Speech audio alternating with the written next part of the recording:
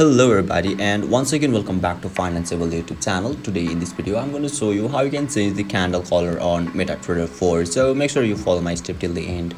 First thing first, I assume that you have already downloaded the MetaTrader 4 app, and once you open it you'll be able to see the interface on in the screen where you can see settings option at bottom right corner. Just tap over there and you'll be redirected to your settings section where you can see the chart options on the screen.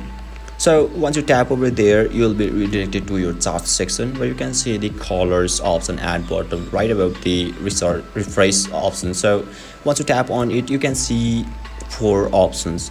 First one is bar up, another is bar down, and bull candle, and last one is bear candle. So these are the four options to change the candle color on MetaTrader 4. So once you tap over there, you can see the color. You can choose any of them and finally click on save, which is at top right corner, and you'll be able to change the candle color on MetaTrader 4 successfully.